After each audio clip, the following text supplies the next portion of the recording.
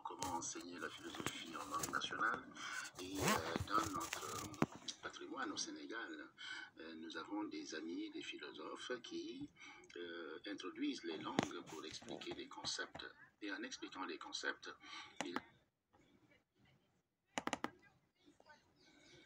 en ce moment, je suis en train de réfléchir sur effectivement comment enseigner la philosophie en langue nationale. Et dans notre patrimoine au Sénégal, nous avons des amis, des philosophes qui introduisent les langues pour expliquer les concepts. Et en expliquant les concepts, ils arrivent effectivement à mieux faire entendre aux étudiants le sens des concepts. Et ça me semble extrêmement important.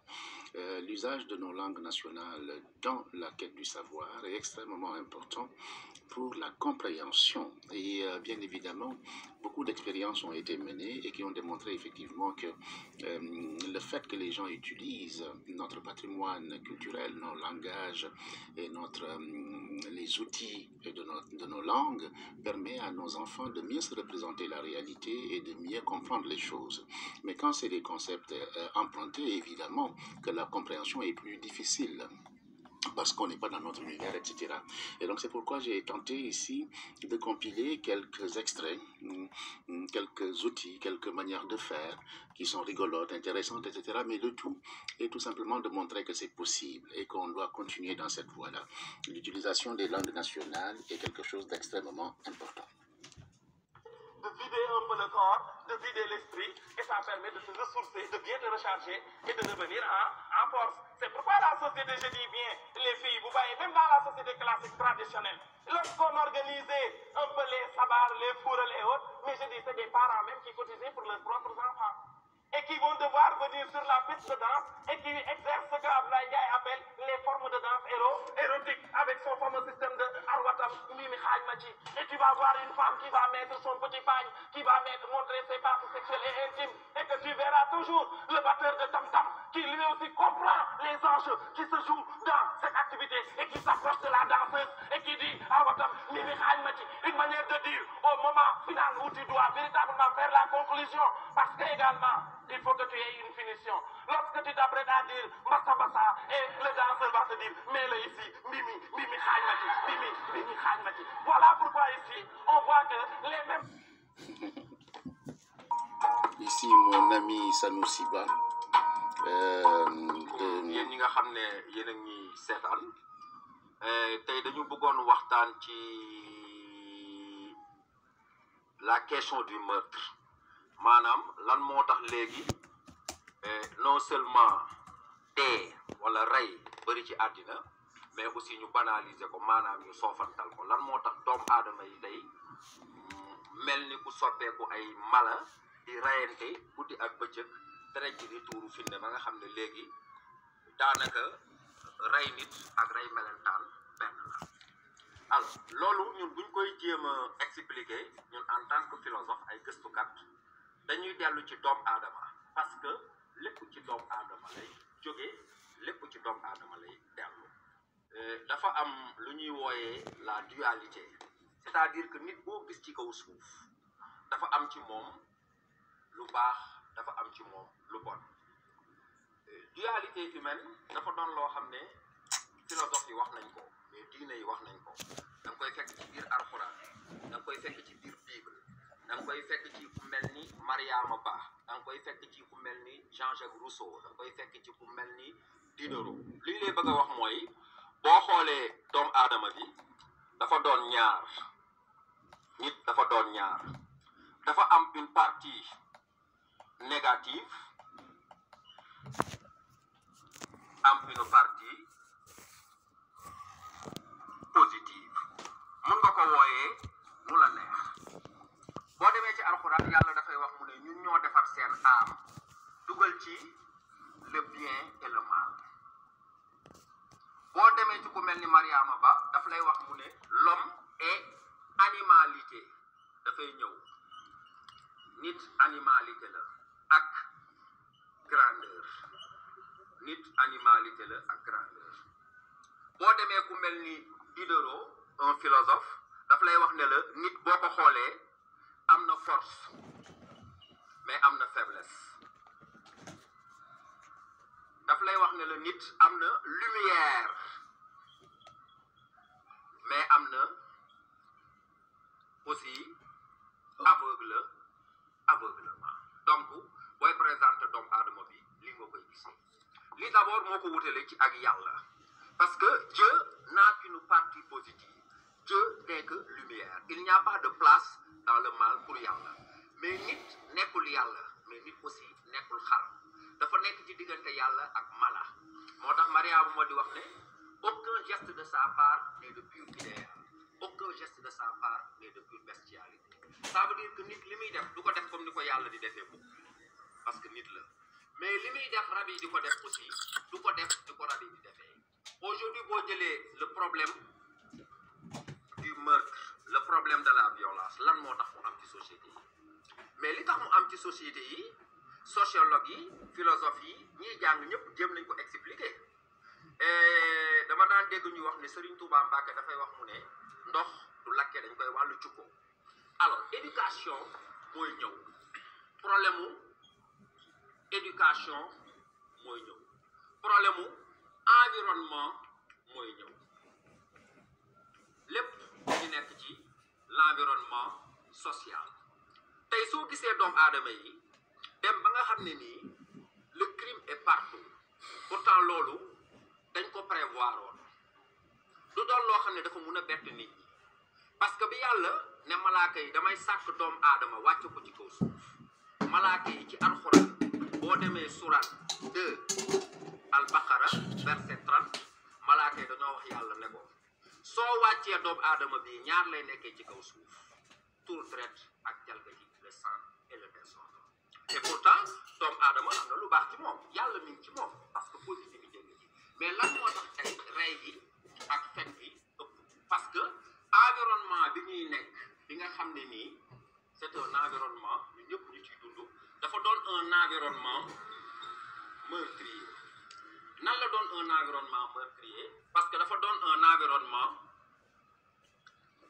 capitaliste parce que dafa doon un environnement individualiste dafa doon un environnement individualiste un environnement capitaliste mooy ku nekk ak sa bopp mooy un environnement individualiste soo xoolee aujourd'hui ngay seetaan la télévision boo seetaanee publicité xale bi nga xam ne nii dafa nekk fu sori toog amul sax lu mu lekk amul sax lu mu naan mu taal télévision bu mu mënti taal di gis publicité yi di gis mbedd yi lekk yi naan yi fast food yi kër yu rafet yi objet yu rafet yi mais doomu aadama bu nekk dafa bëgg lu baax dafay am tendance pour am ko or bu fekkee dafa nekk dans un pays sous-développé pour mu mun a am loolu dafay jafe alors comme doomu aadama dafa bëgg lu baax te kenn bëggul kenn ku ko gën alors dafa am ay prédisposition à faire usage de ce qu'on appelle la force ou la violence psychologue yi dañuy wax ñu ne bu njëkk ba nit ñi problème bi ñu amoon mooy c'était le manque prolongement la woon da nga daan toog gis alal ji mais nit ñi duñ ko sax gis bu njëkk ba mais léegi problème bi nekkatul manque bi problème bi c'est le surplus boo toogee di seetaan télé lépp lu rafet lépp lu neex ci kaw suuf lu ñuy lekk lu ñuy sol lu ñuy dugg fu ñuy dëkk mi ngi ci kanamu nit ñi mais nit ñi xamu ko donc il faut mu trouver les moyens et les voies pour pouvoir survivre et raison de plus parce que bu ñu fàttee dañu nekk ci benn jamono boo xam ne nii te loolu moo tax nit ñi di gën a violence dañuy wax ñu ne celui qui n'a pas n'est pas boo amul alal duñ la dund or doomu aadama dafa am benn instinct bu nekk ci moom muy ce qu'on appelle la volonté de reconnaissance nit ku nekk dafa bëgg ku ne ko yow la fii bu ñu nekkoon fii ci classe bi tey mu am élève boo xam ne nii heure bu yëgatee loxoom du ma ko interroger dafa am lu mu koy gisee or Sénégal gi ñu nekk àddina bi ñu nekk su fekkee yoroo xaalis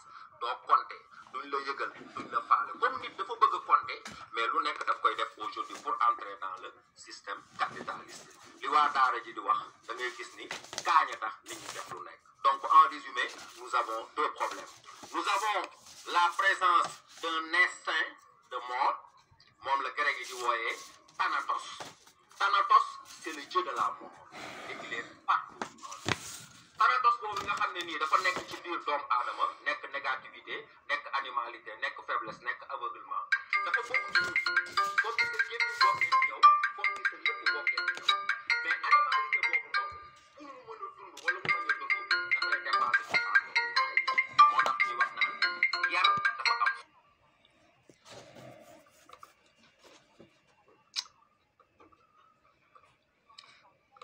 nekkee doomu aadama yàlla sàkkaale ko environnement mu jël environnement bi changé ko ba nga xam ne nii dafay doon un environnement de manque doon un environnement de jalousie doon un environnement de concurrence da ngay gis ni nit ki comme li xale yi di wax il fait tout dafay def lépp pour bokk te pour mu bokk aujourd'hui le meilleur moyen c'est de tuer c'est de voler et je crois que de ce point de vue là li tax ñu banaliser ko c'est tout à fait normal parce que nit dafa am benn aspect lépp lu bëri ci bëtam dootu ko faale l'homme est le seul animal qui s'adapte à tout gis nga même jamono bii ñu nekk au début dañu doon wax ne il y a quelques cas les Sénégalais ont vécu aujourd'hui ñu dépassé nañ le cap de 500 000 cas mais da nga gis ne nit ñi dañ koy intégré bu ñu demoon tamit ba ne nit ñaa ngi am ay millions de morts Sénégalais dañ koy intégré parce que ce qui fait la différence entre un animal et un homme c'est que l'homme est doté de conscience nit dafa am xel te conscience njëriñam ñaar la mu ne la yow xam nga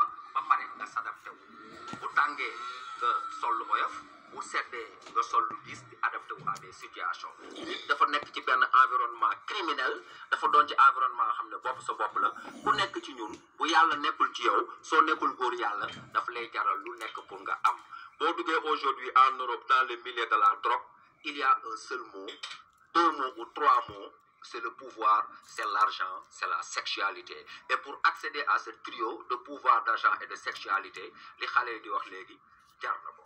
Pour terminer, séréer ba doon wax mu né barki yalla billet 10 000 francs bu bees jaral na ma len di nit. C'est aussi simple que ça.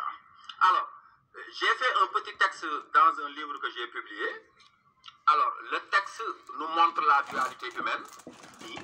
Ray gi nekk fii ci société bi dina wàññeeku parce que en réalité l'homme est un être de lutte dafa war a bëre ba ko yàlla wàccee ne ko tegal naa la lu baax tegal naa la lu bon yàlla daf ci teg ne ko mais boo purifier sa âme baax na mais boo corrompre sa âme aussi ci yow la ñaari yoon yaa ngi nii alors donc il faut que ñuy wax citoyens yi ñuy xeex contre le mal pour que dans quelques années la situation s'améliore. Parce qu'aujourd'hui, chaque seconde, quelqu'un meurt en Éthiopie. Chaque 3 mois, quelqu'un meurt à Paris. Chaque 6 mois, quelqu'un meurt de meurtre ou de crime en Afrique. Et pour nous dire que Hobbes aura raison, le philosophe qui dit que l'homme est naturellement mauvais, parce que nous avons pour aussi Hobbes dafa wax mu ne l'homme est naturellement mauvais. Naturellement mauvais, mooy mbon dañ ko ko mooñaale dañ ko ko këxëñaale. Il faut que nous ayons loi, en société. Alors, de ce point de vue, on peut appeler quelqu'un, nous lire tout le texte dans lequel on essaie de montrer comment il faut faire, parce que je crois qu'aussi il faut dépasser le constat et essayer de voir comment il faut solutionner cela. Nek jeeg alors que yalla amul changement. Motax Allahira da ngay am jëkkër di sey du 1er janvier au 31 décembre 24 heures pour neex nga lang ko da ngay am ndaw. Mais yàlla moo ko wax ci alquran yàlla moo ko wax ci alquran les femmes resteront éternellement vierges moo tax et j'en termine là ba Platon ne il y a 2 mondes Aristote ñëw ne déedéet ñu ne ko loo bëgg a wax mu ne non il existe un seul monde ñu ne ko mais yow Platon waxul loolu mu ne leen après ce qui importe en philosophie, ce n'est pas ce qui importe en religion. Élèves yi ko mën jóg leen ñu récité ko. Élèves yi ko mën jóg leen ñu récité ko.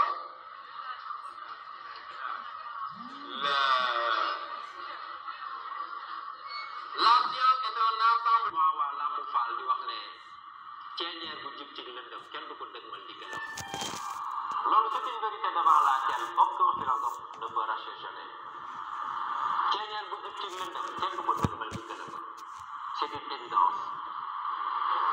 Xam nga ceeñeer mooy lueur. Imaginez, vous fermez cette pièce.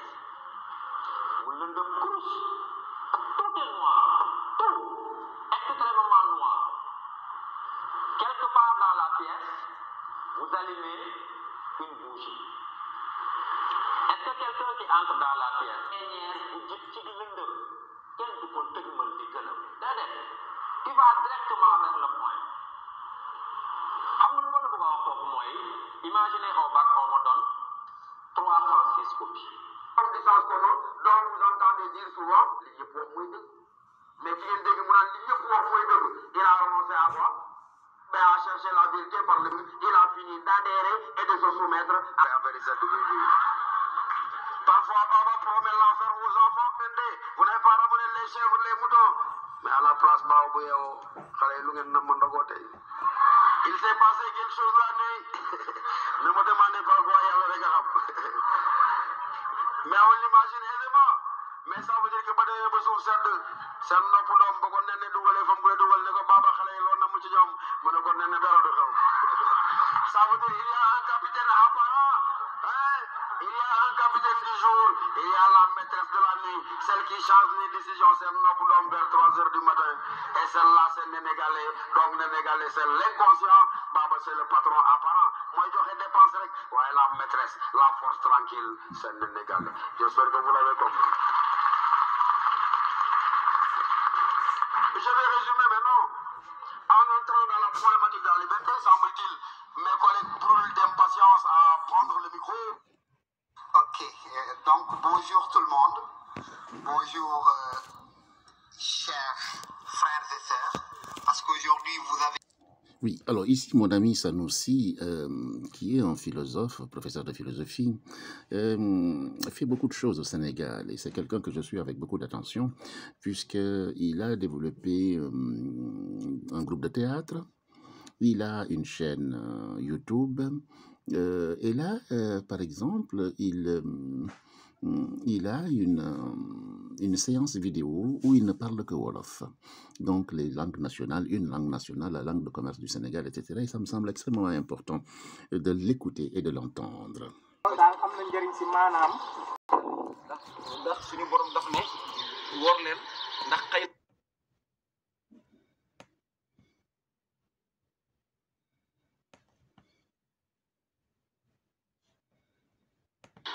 kon ñi nekk fii ñoo ëpp noflaay ba tax na ñoo ku am na ci de xanaa kay nuñ ko miinee rek ci suñuy làmb bis bu set boo koy xëy di def mënoo ci waaw baax na jërëjëf liggéey maanaam li ñuy wax suñu sàtt ndaw réew constitution suñu sàtt ndaw réew daf ko bind ci olof beneen téere bu ñuy suñu xel yu we ju ñuy wax soxna Aram Fall Diop tey toll na ci juróom-ñetti fukki at yu weesu lan la soxna Aram Fall Diop liggéey maanaam li ñuy wax suñu sàtt ndaw réew constitution suñu sàtt ndaw réew daf ko bind ci olof beneen téere bu ñuy wax si longue lettre Mariama ba bind ko daf ko tekk ci wolof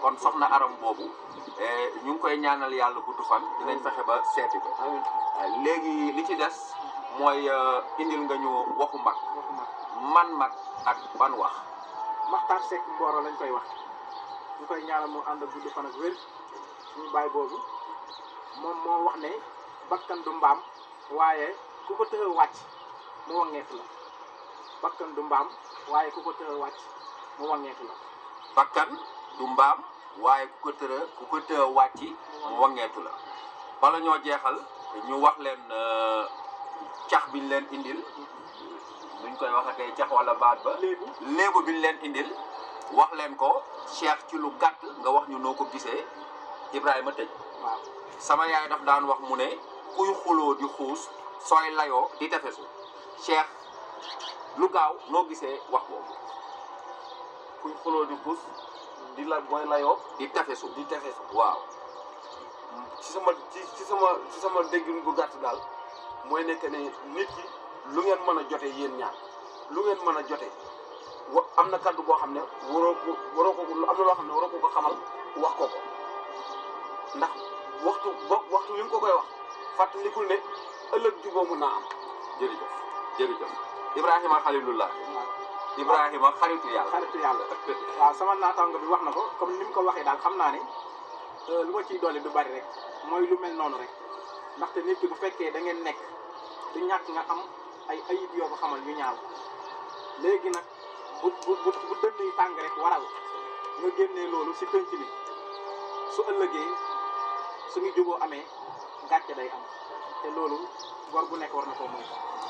góor gu nekk war na koo moytu góor gu nekk war na moytu di tooñ doomu wolof bu nekk war naa góorgóorlu ci làkk wolof kon ñu ngi leen di nuyu di leen wax jërëjëf ba beneen jataay su ko buur bi yàlla dogale.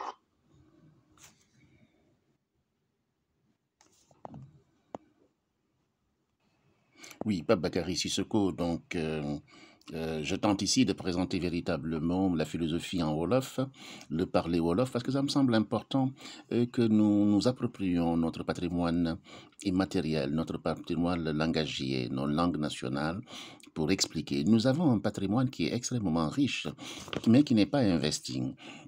Boris Diop, vous connaissez très bien, Sanoussi, Sahir Cham, Ndongo Kocc Barma, Ndongo Damas, etc., etc., Ndama Gossas, tous ces intellectuels, Diakhaté, tous ces gens-là nous parlent en Wolof, ont traduit des textes, le Coran, la Constitution, etc., dans nos différentes langues. Et donc, il ne faut pas qu'on rougisse de nos langues, il faut qu'on soit fiers et qu'il faut qu'on le mette effectivement au service du développement. Ici, c'est un cours de mathématiques en Wolof. Voilà.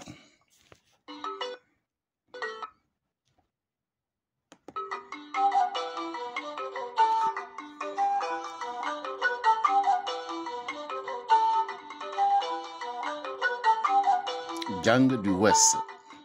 Jàng du West. asalaamualeykum mbokk yi tey suñu jotaayu xayma mi ngi jëm ci yokkalante bu ànd ak bu àndul ak aj caxu xayma Samba amoon na 10 meetaru mayluus Abdou yokkal ko 5 meetar ñaata meetar la Samba am léegi Samba am na 10 meetar ñu yokku ci 5 meetar muy ñaata meetar 10 ñu yokku ci 5 muy ñaata lii mooy mandargaay yokk lii mooy mandargaay muy nañu dugal xayma gi ci këralig lim yi ci benn benn lañuy doore tus ñu yokk ci 5 muy 5 ñu bind 5 ci suufu benn benn yi nañu dem ci fukk yi benn ñu yokk ci tus muy benn ñu bind benn ci suufu fukk yi kon nag 10 meetar ñu yokk ci 5 meetar muy 10 meetar ak 5 jéemantu def leen xayma yi 10 ñu yokk ci 9 muy sama invité bi ci paysage sportif bi la bokk am na ñoo xam ne nee nañu mooy dundal course hippique au Sénégal ma toog waxtaan ci ak sama benn jigéen bu bëgg fas mu wàññal ma pas moins de 10 fas ak 5 yu professeur Sakhir Thiam ma ne ko nag professeur Sakhir Thiam kenn du dajeek moom te doo wax fas mais man loolu yóbbuwuma ci professeur Sakhir Thiam tey li ma yóbbu ci professeur Sakhir Thiam ba mu indil leen ko mu nekk nag l'homme du moment le Dakar Université Club basket est champion du Sénégal ma ni bu Duc nekkee champion du Sénégal dama leen di indil xale yi l'actuelle équipe seen benn pàcc boo xam ne dafa def ci Duc ñu ko foogeewul professeur Sakhir Thiam ancien ministre de l'enseignement supérieur sous Abdou Diouf actuellement professeur encore d'université qui fut basketteur au Dakar Université Club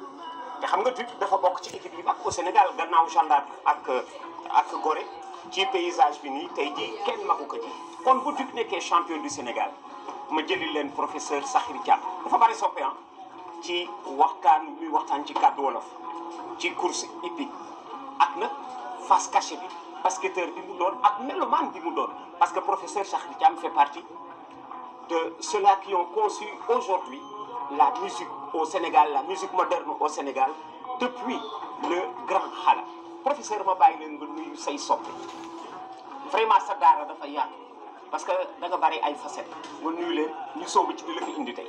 jërëjëf Ablaye Diaw Thiam suma nit suma xarit ak suma am ji jàmm ak yàgg xam. yàgg na loolu yàgg na. tey yaa ma dalal fii. jàmm kër goo xam ne ki ko moom xamante nañu bu baax. ndax xam-xamu musique. Si vous payez plus de 200 € d'impôts par... À l'école Télé Sénégal, on philosophe aussi en Wolof. Et ça me semble extrêmement important aussi de le faire et de le dire.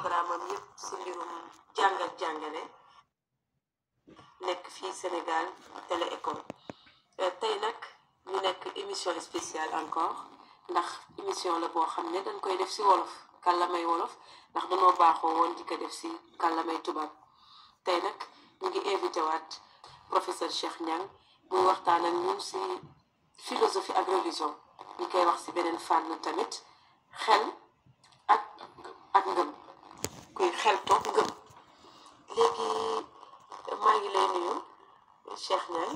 maa ngi lay fay madame Badiane di amaat mbégte bu baax ci dalal gi ma dalalaat fii di nuyu képp koo xamante ni si yaa ngi seetaan fii ci Télé École. jërëjëf Cheikh Niang laaj bi ma leen njëkk a laaj mooy ndax xeltu ak ngëm ndax ñoom ñaar am na lu leen wutale.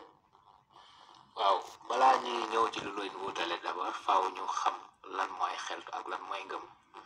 xeltu jotoon nañ ko tekki ci suñu waxtaan wu njëkk ba maanaam dañ koy tënkaat rek kon xeltu mooy lan mooy jóg di sàkku ci xam-xam boo xamante ne si da nga koy jëfe ngir tabax wala niteel nit ki waaye aussi tim ngir tabax ab société voilà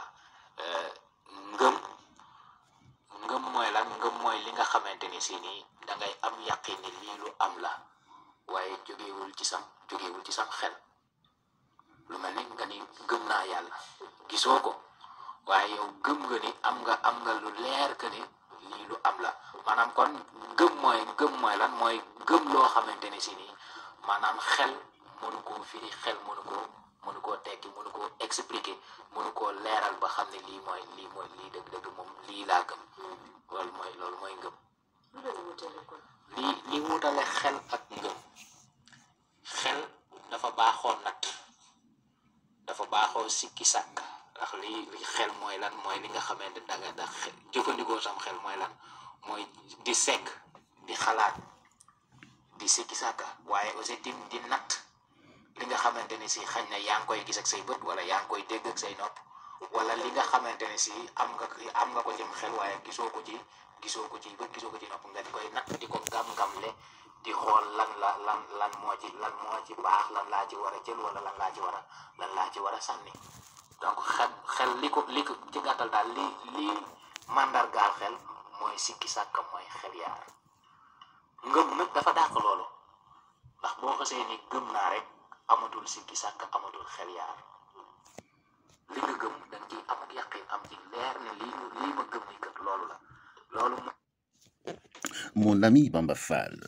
Bamba est un curieux Sénégalais qui est un médiateur, quelqu'un qui met en relation les gens, véritablement quelqu'un de bon.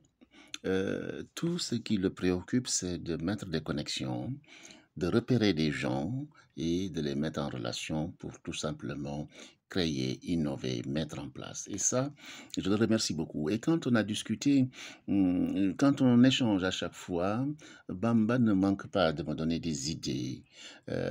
Il comprend très très bien le Wolof. Il a parcouru le monde, c'est un homme d'expérience, dans sa discrétion. Et il mérite effectivement d'être à la lumière, mais il n'aime pas. Cela dit, quand on a discuté effectivement sur les langues nationales, il a dit qu'il est important que nous parlions nos langues nationales, que nous enseignions dans nos langues nationales, etc. Et lui réfléchit sur ces choses-là. Par exemple, il me dit, quelquefois, il y a des mots, on ne les utilise pas qu'une seule fois, mais il faut les doubler. Kham, kham, gis, gis, deg, deg, pas, pas, tek, tekaral.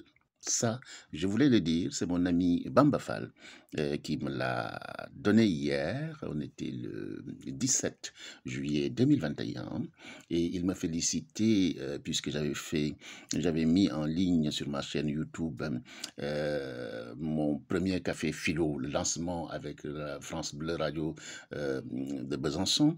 Et il était très content effectivement de m'entendre parler de ça. Et on est venu effectivement à parler des langues nationales. Et je lui ai dit que mon ami Sanoussi Ba effectivement faisait de la philosophie en Wolof, hein, au Sénégal, le penc, le dara, etc., etc. Et ce serait bien effectivement qu'au Sénégal et partout, qu'on renoue avec la tradition philosophique du débat, du penc, des daïra, etc., etc. jàng histoire la musique dégg nga bu fekkee da nga am nopp boo xam ne nag loolu daf koy ñorom daal daf lay teel a dugg daf lay teel a dugg noonu la mbir ya demee woon ñu jóge ca nag a topp mbir ya di ko topp ba jëkkee ci saxophone alto saxo alto mu jégi ma wut guitare noonu la mbir ya demee bañ ko defee xam nga xale yi topp foofu itam ci kër gi dañ lay toppandoo bu ñu màggee foofu waaw muy suma rakk yi ak ñi nga xam ne itam mën naa ne ay rakk lañu bu doonte bokkuñu ndey ak baay daan ñëw ci xale yi di yendu foofu muy ñoom Cheikh Tidiane Tall waaw ñoom ñëpp foofu lañu ñoom ñi jàng ba ñuy nekk ñun lycée dañu amoon programme musique de lycée lañ ko fa amoon di nga jàng dictée musicale di nga jàng histoire la musique dégg nga bu fekkee da nga am nopp boo xam ne nag loolu daf koy ñorom daal daf lay teel a dugg daf lay teel a dugg noonu la mbir ya demee woon ñu jóge ca nag a topp mbir ya di ko topp ba jëkkee ci saxophone alto saxo alto développé culture bi te man nag loolu laa doon bëree wax nga dëgg ne culture bi ne na dugg wax nga dëgg dégg nga wax nga dëgg bi ma jógee ci ñoom li ma leen meebee pour ñu dellu si ma bind ay taalif ay woy ci football wax nga dëgg bi ma jëkkoon bind waaw te ma joxoon ko ca jamono suma xarit suma doomu ndey Alaaji Malick Si suri waaw ma jox ko ne ko kii man maa ko bàkke équipe nationale bu Sénégal est-ce que bokkul ak li nga xam ne ñëpp la wax waa Afrique yëpp la wax bokkul mooy bii Sénégal kak bokkuñu way bële dama ko defaroon di ko xàpp ki dàkk béjjén caw ndekki xullaal laat dañu dugg ci géewu football jarul di ci xor ay junniy dërëm pom yi dootul pom nen li mu laaj mooy ñulug jàmbaar yi ci mbàndum xaalis ba mu doy est-ce que bi li bër bu xel mi dalee xere ngeen jom ji raw jëpp yaakaar defe naa ni directeur programme bu TFM gis na lii de loolu moo di lan ñoo di consultant yi rajo yi ak télévision yi di soxla parce que seen melukaan kenn du ko jàngalee fenn ba defe naa ni ñu mel ne que ñoom professeur Sakhou Thiam di fàttali ko ñoom Alassane Ndiaye Adou ñi nga xamee ni émission bi day jàngale émission yuy jàngale moom am na ci yooyu mi ngi nii bu jógee fii day yéegi ci avion bi jëm Washington ci université bu nga xam ne dañ fay jàngale wolof professeur luy tëji moom award boobu xam nga ñoom fi ñuy jaar daf ñu neex trop ndax université afro-américaine la du dëkk ay nit yu ñuul ñoo ko defar ñoo ko moom mu am ndam dégg nga ñu koy dégg fu ne ci àddina ñu fay jàngale làkku wolof di fa jàngale neen làmmi ñu nit ku ñuul donc bu ñu toogee nag ñoom bay defar ndaje moo xam ne dañu woote ci lu jëm ci liy ràññee xeetu nit ku ñuul ak di ràññaay aadaam du dëkk ba jëm ci léegi naka la ñuy jàngalee ak làmmi ñu nit ku ñuul jërëjëf ci am du dëgg jërëjëf xam nga jafe-jafe mooy nga ne waaw tey jii su ma bëggoon wax un espace métrique naka laa koy waxee nda rek tam bàyyil noonu rek bàyyil espace métrique ma ne leen déet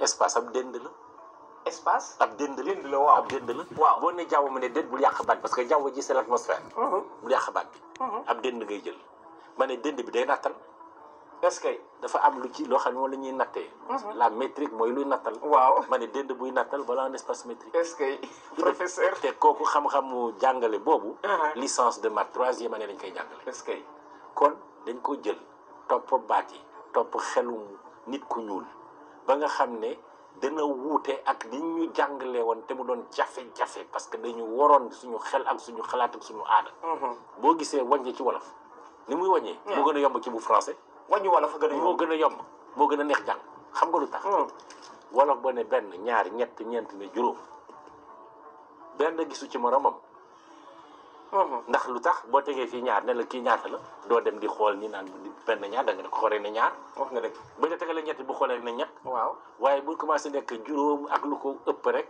nga daan ne xaaral ma xool bu baax moo tax ñu ne juróom ak benn. ak benn. ne juróom ñaar. juróom ñaar ne juróom ñett ne juróom ñeent. waaw boo ne fukk wàññi ba jeex na xam nga lu tax. xam nga lu ca topp.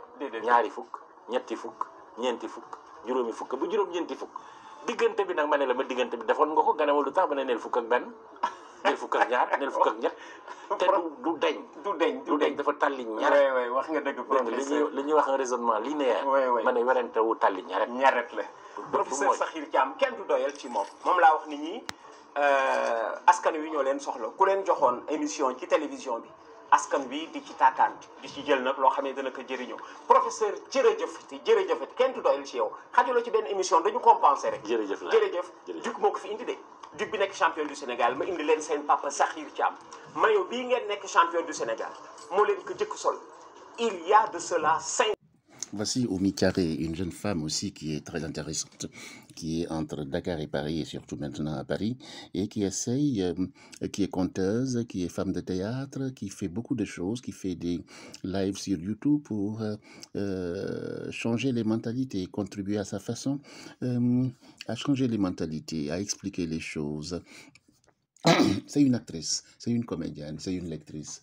Elle sait faire beaucoup de choses et je suis ravi ici de l'avoir encore initié un autre projet qui est l'enseignement du Wolof. Et ça, c'est extrêmement intéressant. Par exemple, aller à l'école. Je vais à l'école. École la jëm. École la jëm. Ou bien maa ngi dem école.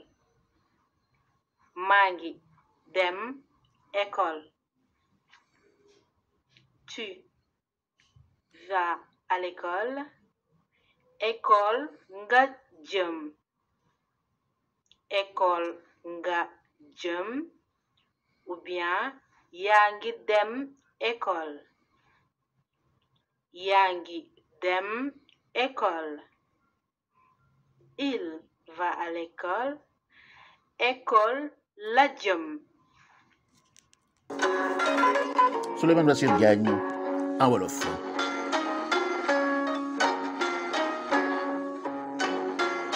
Il a été mon professeur à l'université Cheikh Anta Diop de Dakar lorsqu'il venait d'être jeune agrégé de philosophie et il m'enseignait la logique. salaamaaleykum suñu mbokk yi nga xam ne ñoo ngi seetaan ci seen télévision nationale bu Sénégal ñu ngi am mbégte dajeeg yéen ci seen émission boo xamee ne émission spéciale la mu wuute ak yeneen yi nga xam ne amoon nañ ci baax di ko daje ak yéen tey nag comme ni ko ñenn ci ñuy ëpp ci askan wi sàkkoo ci ñu dalal kenn koo xamee ne day borom xam-xam boo xamee ne fierté la ci suñu réew mu di Sénégal waaye fierté la ci der bu ñuul di le professeur Souleymane Bassirou Diagne nekk koo xamee ne présenté ko du yomb ndax bi ñu lu ñu too li ñuy wax CVM dañu ne li ñuy def daal mooy wolof dafa am lu mu lépp tungu ne du teew ñuy natt ci ëkk professeur ñoo ngi lay nuyu.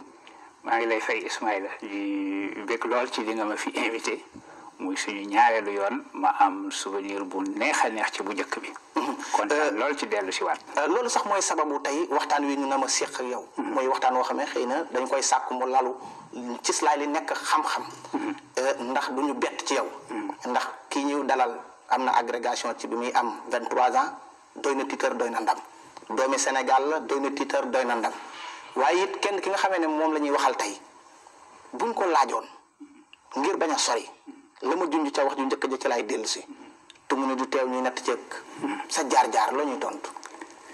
sama jaar-jaar yomb na mën naa ni daal sama jaar-jaar ñetti dëkk ñoo ci am solo ci man ci fi ma jaare fi ma jànge dëkk bi ci jëkk am solo mooy fa ma dalee jàng muy Ziguinchor fale ca Casamance foofu laa dalee sama école primaire benn bi di Ndakaaru Njaay bii nga xam ne fii laa àggalee sama école primaire amee fii certificat ak entrée en sixième dem lycée Van Vollenhoven léegi mooy lycée Lamine Gueye ñetteelu béréb ba mooy Paris gi nga xam ne bi ma paree lycée Van Vollenhoven foofu laa dem jànge yàlla atte ma mën a dugg ci classe yi ñuy wax classe préparatoire yàlla atte itam ma mën a dugg ci école bu mag bu ñuy wax école normale supérieure mën naa ne daal loolu mooy li nga xam ne li moo nourrir sama formation te ci loolu lay wéyee. ñetti dëkk yooyu daal lay tuddee sama jaar-jaar waaw. ki ñu dalal tey mën nañ ne philosophe la. baat bi lu mu wundu ak luy maanaam njëriñu lii di philosophie. ndax bu ñu nee médecin. waaw sunu xel dem ci kiy faj. waaw ñu ne maçon. sunu xel dem ci kiy tabax. waaw waaye diw philosophe la. gis nga loolu moo jafe ci philosophie ndax ni nga ko waxee nii ku ci nekk la ngay liggéeyee sa jumtukaay ba leer na soo nee médecin bi di nga ne jumtukaayam kat mooy lii dina seet garab yi nga xam ni mooy faj lii seet la ba xam lan moo la jot mu faj la maçon ba di nga xàmmee ay jumtukaayam da nga ne la mu tabax mi ngi nii tabax na muy kër. Philosophie doo ko mën a expliquer noonu dafa mel na day fekk ay xam-xam yu taxaw ba pare mu delluwaat ca xam-xam yooyu ne waa léegi xam-xam yooyu lan moo leen lal lan moo leen tëral lan mooy fondement ba xam nga ko xam ni ki da nga fekk loo xam ni taxaw na ba pare nga ne léegi nag damay seeti fondement bi soo yóbboo ne loolu mooy démarche philosophique. moom misaalal ko suñu mbokk yi ñuy déglu ci loo xam ne ñu bare ci fii ñu jàng ci daara yi xam nañ ko muy koo xam ni ki ràññee nañ ko torop muy Imam Ghazali. gis nga Imam Ghazali dafa doon jàngale théologie kalaam di jàngale fiqh ba bés mu ne waaw man maa ngi toll ci béréb bi nekk lu mel na université ndax fa mu doon jàngale ca Bagdad mooy équivalent wu université yi ñu xam mu ne waaw man li nga xam ne bés bu nekk nit ñëw laaj ma ay masalan ma tontu ko ci mu ne ma nangam bi naka la demee ci diine bi ma tontu ko ci la may tontoo fan laa ko wékk ndax duma seetaat ba xam base ba lan la certitude bi nga xam ne bi am naa ko ba nga xam ne bi ku ma laaj ma tontu la certitude boobu fan laa ko jëlee gis nga noonu mu delloo ca xam-xam ba di ko seetaat boobu mën nañu ne mooy démarche philosophique. Démarche philosophique donc loolu la gis nga xale yi def nañu ci ñi def baccalauréat ci fan yi sujet bu xaw a mel noonu am nañu ko. day philosophie dafay seetaat loo xam ne bi tabax nañ ko ba pare mu ne waaw li ñu tabax nii lan moo ko taxaw lan moo tax daanuwul wala boog nga ni waaw man ñi doomu aadama ni maa ngi xam-xam boobu fu mu jóge xam-xam boobu lan laa ci jublu lan laa war a def fan laa war a jaar lan laa mën a xam lan laa war a def lan laa mën a yaakaar ak lan mooy doomu aadama mooy questionnement boobu ak remettre sa bopp en cause mu ngi noonu gis nga 4 questions yi ma la posé benn philosophe bu ñuy wax Emmanuel Kant nee na philosophie yëpp mooy 4 questions yooyu ana lan laa mën a xam ana lan laa war a def ana lan laa war a mën a yaakaar ëllëg ak lan mooy doomu aadama waaw dafa wolof dafa am lu mu léebu ci la ñuy ñëw mooy daf ne dafa am loo xam ne xëy na xayma ko wala boog natt ko yomb na yombul muy lu mel ne foi ak raison benn bu ci ne tey boo ñu ko doon tàqintalal lu mu wund gis nga soo jëlee foi mooy nga gëm di nga sax gëm loo xam ne li gisuloo ko janoowuloog moom xam nga léegi nii mënuma weddi ne maa ngi jàkkaarloog yow ñu ngi nii toog di waxtaan mënuma weddi nii su ma génnoon nii jant baa ngi feeñ ndax ñu ngi ci bëccëg wala weer waa ngi feeñ ndax ñu ngi ci guddi léegi itam loo xam ne li jàngal nga ma ko te pourtant gisuma ko muy ne ñaar ak ñaar mooy ñeent xam nga ñaar gisuloo ko lu sa xel créé la waaw waaye xam nga ne ñaar ak ñaar mooy ñeent kooku moom wër na la gis nga loolu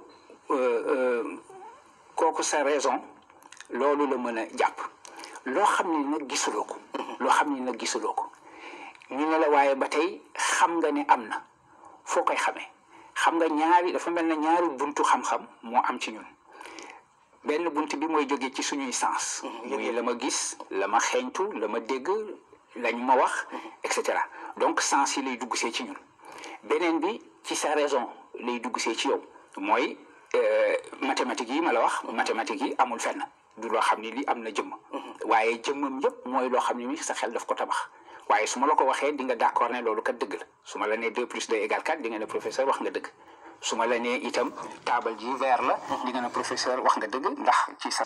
Le professeur Bassir Diam invité sur une conférence sur le temps et l'espace dans le soufisme. mouvement bi mu ko yëkkatee 3 secondes yi loxo bi di duré jóge ci suuf ni yegg ci kaw ni ma ko mën a xamee mooy ma indaale man sensu temps bi nekk ci man moo mën a tax ma gis ma percevoir mouvement wu loxo ndax dinaa ne loxoom nekkoon na ci bii position il y a 3 secondes nekk na ci bii position 3 secondes plus tard mu mel na léegi su ma koy résumer li ma wax ni espace ak temps mooy cadre a priori boo xam ne bi fokk mu am fokk ci sama biir man ma am sensu espace ak sensu temps pour mu nekk condition wu connaissance ma percevoir benn objet dafay fekk objet boobu nekk dans l'espace et dans le temps loolu moo tax espace et temps dafay nekk ñaari affaire benn bi dafay nekk condition pour ma xam li tax mu nekk condition pour ma xam mbir il faut mbir moomu nekk ci espace ak temps dafa nekk itam boobu mooy wàllu positif bi su ma xoolee wàllu négatif bi dafay nekk limitation. Voilà ce que je voulais vous présenter tout simplement, comment on peut utiliser nos langues nationales pour penser. Nous n'avons pas à avoir honte effectivement de notre patrimoine culturel. Boris Diop, beaucoup d'intellectuels l'ont dit, beaucoup d'intellectuels ont écrit sur le sujet et je pense qu'il faut qu'on continue effectivement à promouvoir nos langues nationales, à enseigner dans nos langues nationales. Ça va faciliter la compréhension et quand on comprend, on peut facilement créer et agir. Et c'est pourquoi j'ai tenté, à l'initiative de mon ami, en réalité, Bamba Fall, avec qui j'ai beaucoup discuté sur ça. Je savais que je connaissais très bien le sujet, puisque Boris Diop, l'éminent intellectuel, a beaucoup parlé de ça. Nos amis Harry Diouf, Papndoy, Khoudiambay, mon ami le docteur Nongombaï, tous ces gens-là parlent effectivement de l'utilisation du Wolof, etc. Au Sénégal, effectivement, les gens commencent depuis un certain temps. Il y a de grands intellectuels qui ont traduit en Wolof, en Peul, en Djola, etc., etc. Donc, n'ayons pas honte, effectivement, de notre patrimoine langagier, de notre patrimoine culturel. Nous sommes riches de quelque chose. Exploitons cette richesse.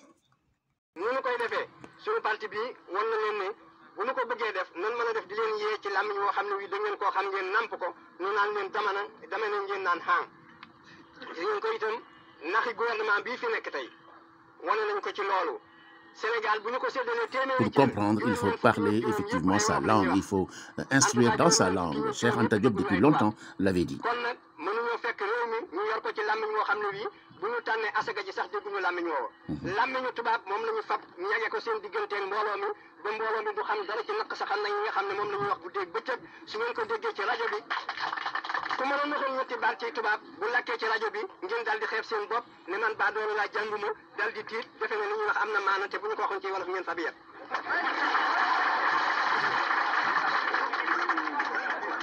dégg nga loolu bu fekkee bëgg nañoo yor da ngeen di xam ne réew moo xam ne mi dañu ko not lu yàgg nit ñi seenum xel sax day ràgg fi mu nekk xelum nit ñi dafa ràgg fi mu nekk ndaxte bu dul woon loolu da ngeen gis ni mu juunoo tey ay nit ñi ñun ñu dajaloo ñoom ñëpp ñu dégg wolof ñu ne fa ñukk wolof ya di wax làmmiñ ñoo xam ne ku ci nekk dañ koy nax-naxal dégg nga fi mu nekk tey bu Sénégal tasee ak Gambie ñu waa Banjul ay wolof la ñu dégg dégg waa Sénégal ay wolof la ñuy wax te bu ñu dajaloo dañuy fab interprète ñoom ñaar ñëpp ku ci ne dama ne kenn ki mën ko ne dégg nga dañu koy wax ci français ñu tekki ko ci anglais kii dellu wax ci anglais ñu tekki ko ci français kon nag ngeen xam ne léegi nun turóñu tubaab yi lañu fi mu nekk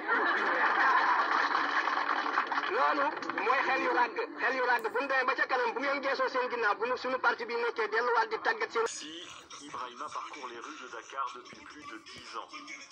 Son compagnon de route favori, la radio, allumée toute la journée. Depuis quelques années, il n'écoute plus que des émissions en Wolof, la langue la plus parlée au Sénégal, sa langue naturelle. Plus besoin de se concentrer pour comprendre les programmes en français.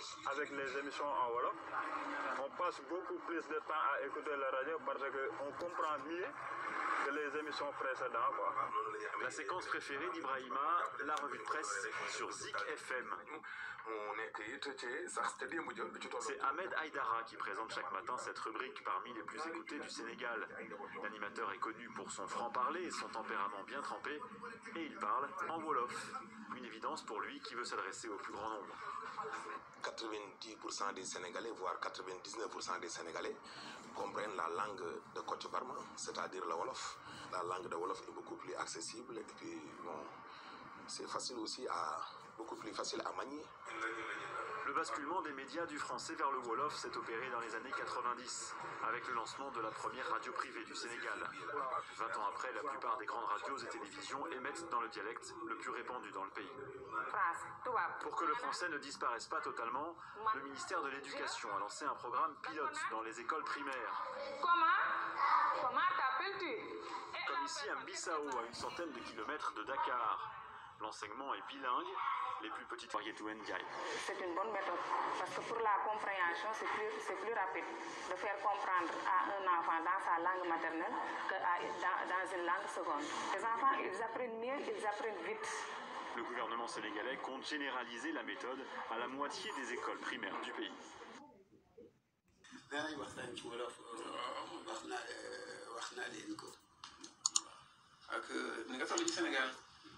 Sénégal daal loo fàtte mukk waxtu bu nekk sunu xel. benn waay fay seeram jàmm. mu rek jéego. ça va kër jàmm. mu rek Senghor. jàmm rek. Senghor. fay. jërëjëf Senghor. jërëjëf ça va la. maa ngi la gërëm di la sant. Depuis 1972. waaw. C'est commencé la maison lundi le 25 mai 1972. C'est nous qui avons fait tous les tuiles en 1972. Les maçons restimenté les murs en 1972.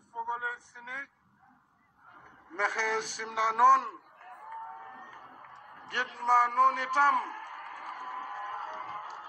no tero muso nekke njoko njal Samu Khalifa. Il était très... Boubacar Boris Diop parlant de Cheikh Anta Diop. Il n'était pas intéressé du tout par l'argent. Je peux me permettre de dire ici qu'il est mort pauvre. Il y a beaucoup de gens qui pensent que la pauvreté, c'est une infamie, quoi. Cheikh, il n'a jamais eu d'argent et il n'en a jamais fait un grand problème. Et...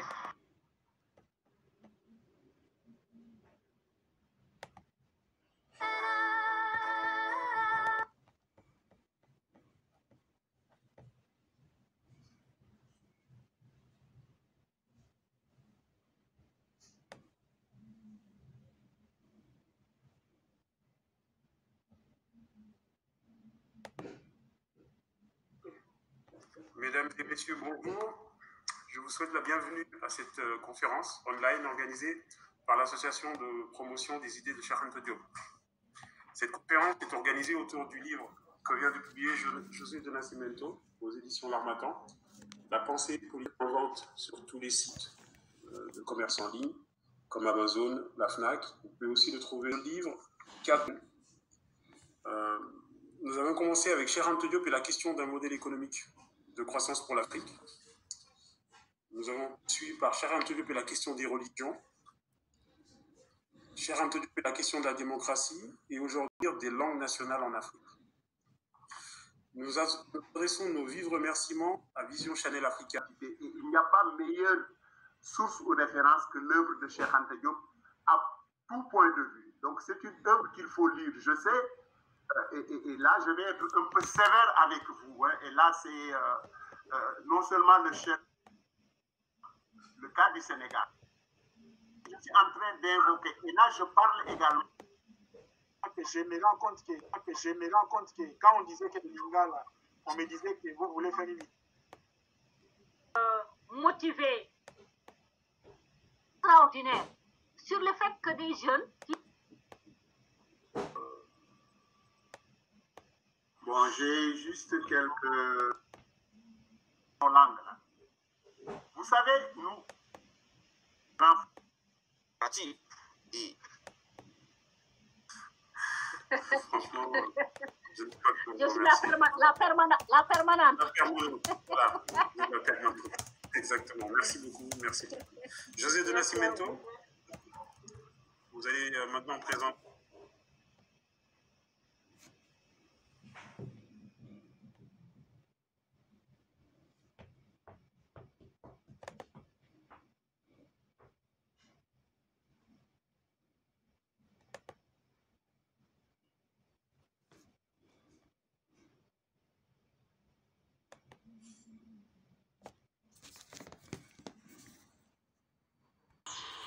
tu accuses les gens de Elgas. ne pas être assez ceci ou cela, je veux dire, ça ne sert à rien, ça ne fait pas avancer le débat. Moi, je serais ravi que tout le monde ici puisse citer Cheikh Moussaka. Et puis, il y a une variable que vous oubliez. C'est la variable économique et la variable de classe. Qui parle le Wolof châtié? Il faut voir l'histoire des empires Wolof. Justement, justement, la biographie que j'ai écrite qui va paraître à la rentrée. Le théâtre de la biographie commence au village de Koki, qui est un village essentiel dans l'histoire à la fois religieuse. Voilà, Koki, Touba, Saint-Louis, c'est une trinité où il y a des accointances entre le mouridisme, le Wolof, les dynasties royales et tout le reste. Donc voilà. Donc la question de la classe est aussi importante que la question uniquement de la langue. Aujourd'hui, j'ai des amis que j'aime beaucoup, Farin Ndao qui a lancé une chaîne Héritage pour faire des entretiens en Wolof. Mais qui écoute? Vous pensez que les gens qui sont au Parcelles Assainies, qui se battent au quotidien pour vivre, qui ne sont jamais sur YouTube par exemple, parce qu'ils ne sont pas forcément dans cette galaxie-là, ils ne connaissent pas ces trésors-là. Même si demain tout le monde parle Wolof ou écrit en Wolof, on ne règle pas les problèmes du Sénégal. On contribue à avoir une certaine forme d'indépendance, de souveraineté linguistique, mais ce n'est pas le seul aspect. C'est pourquoi je vous disais la question est importante. Et justement, la question, moi, je l'ai traitée dans mes articles. Mais moi, je ne suis pas dans l'accusation. Je pense qu'on n'a pas besoin de confondre. Allez, on termine par les comptines avec Farin Ndao, qui a décidé effectivement de faire des émissions, des interviews à Wolof. Baby, you, ah baby, you, la, baby.